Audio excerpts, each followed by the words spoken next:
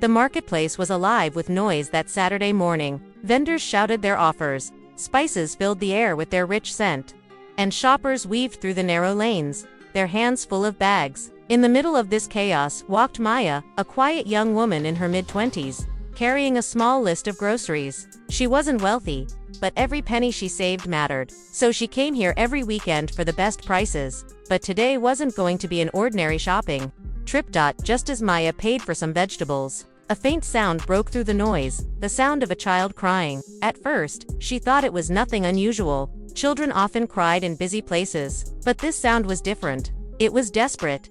Maya turned her head and saw her. A little girl, no older than 6 or 7, stood alone near a fruit stall, clutching a doll with one hand. Her shoes were too big, her dress slightly torn, and tears streamed down her cheeks. Shoppers rushed past her without stopping. Some glanced briefly, but most ignored her as if she wasn't even there. Maya's heart tightened. She stepped closer. "Sweetheart, are you lost?" she asked softly, bending down to meet the girl's eyes. The child sniffled and nodded. "I can't find my parents," she whispered.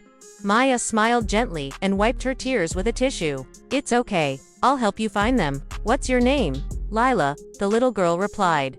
Holding Lila's small hand, Maya began searching the market. She asked around vendors, families, shopkeepers, but no one recognized the girl. No one claimed her. Hours slipped by. The sun grew hotter, and Maya noticed Lila's energy fading.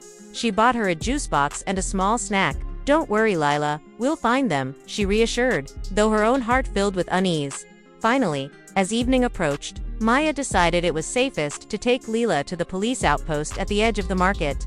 The officers listened carefully as Maya explained everything. They thanked her for bringing the child. But as Maya prepared to leave, one officer whispered something that froze her. "This isn't the first time, ma'am. We've seen children abandoned like this before. It's not always what it looks like." Confused and disturbed, Maya went home that night but couldn't sleep. Who were Lila's parents? Why hadn't anyone come forward? The next morning, her phone rang. It was the police. They wanted her to come back. When Maya arrived, Lila was sitting quietly in a chair, hugging her doll, but there was still no sign of her parents. That's when the truth began to surface. The police had dug deeper and discovered shocking details. The people Lila called mom and dad weren't her parents at all. They were part of a trafficking ring that used children for illegal activities. Lila had been moved from place to place, forced to pretend with strangers so no one would suspect.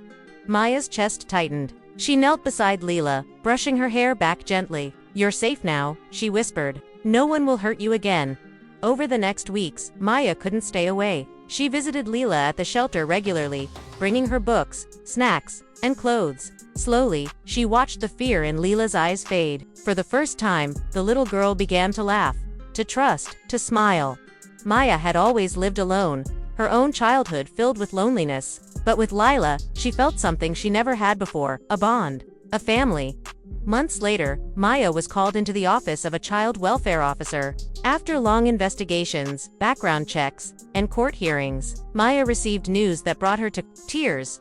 She was approved to be Lila's legal guardian. The same marketplace where Maya had once stopped to help a crying child became the place where her entire life had changed. She had gone shopping for groceries, but instead, she found her daughter. And Lila. She had found not just safety, but unconditional love and a home she never knew she could have. Sometimes, destiny whispers in the most ordinary places, a busy market, a crowded street. And in those moments, the choice to show kindness can change not just one life, but to forever.